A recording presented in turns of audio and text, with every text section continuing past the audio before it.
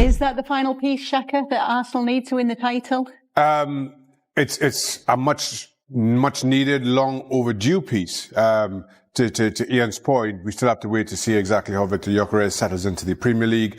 Everything we've seen, certainly at Sporting, suggests, as Ian says, that he should provide goals. The one thing, and to your question about the final piece, that I feel Arsenal have been missing for the last few years is that out-and-out goal scorer, that target man up front. If Gyökeres can do that, it certainly makes Arsenal a whole lot better. Making Arsenal better, while that's good in a vacuum, so has so many other clubs in the Premier League. A lot of draws last season, Ale. That's what we're looking at here on this graphic. Had they had that striker, that target man up front, could that have changed for them and given them 3 points in some of these games? Well, yes. Now, we're assuming that in these games they didn't come from behind or they didn't score a late goal in order to tie it up. But I get your point. I understand where you're coming from with this. And what I would say is, if Arsenal's expectations are, and as it should be, to win the Premier League, then what's it going to take for Viktor Gyökeres? What sort of productivity do we need to have from this player in order for Arsenal to be indeed in this title race? Well, you look at Liverpool, and you look at Manchester City, and you look at Mohamed Salah, and you go to Erling Haaland, and you're looking at somewhere around 40 goals a season in all competitions. Now, he's coming from scoring 54 in Sporting. I'm not going to devalue the importance of scoring 54 goals because that's a lot of goals. That is a bunch of goals. Having said that, we need to assume that it's going to be more difficult for him in the Premier League, and that his level of productivity and consistency needs to be at the level of Salah and Erling Haaland. Now, that's historic level, but that's what it's going to take for Arsenal to turn those games that you mentioned, those draws, into wins, and to turn those single points into 3 points, and to actually be there in the end where they think they should be. That's a big question. It's also a little bit concerning for me.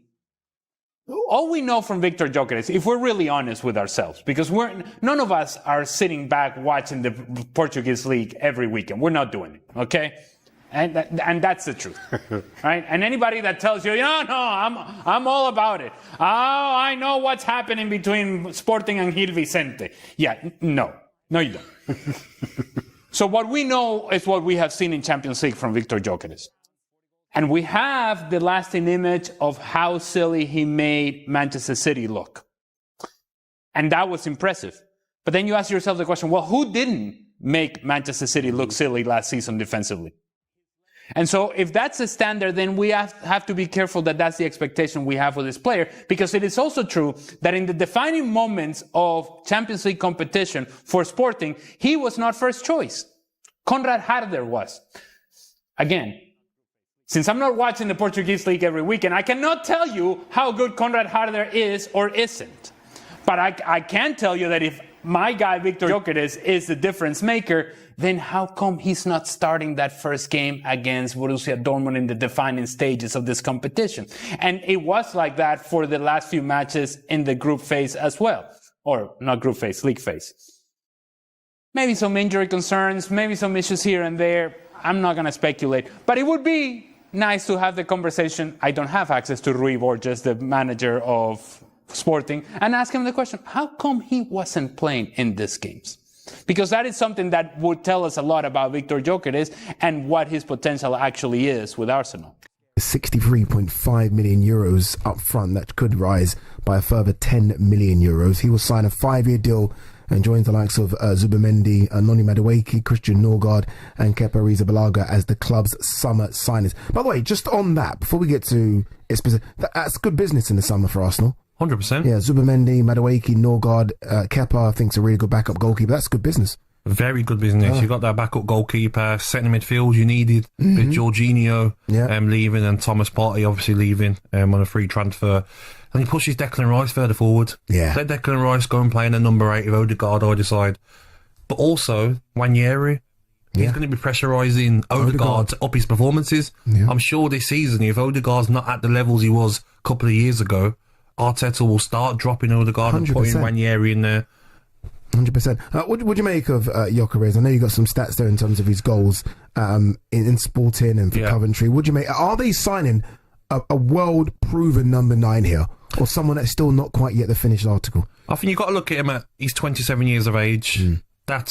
It's go time straight away. Okay. It's not, needs a season to bed in and get used to the Premier League. No.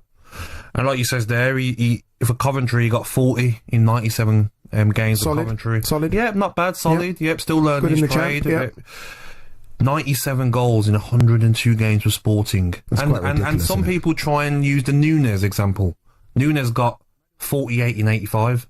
Okay. So his record's a lot better than Núñez's was. Núñez near enough 1 in 2. Gyökeres nearly 1 in 1. Do you know what I mean? So he's showing that he's going to be better option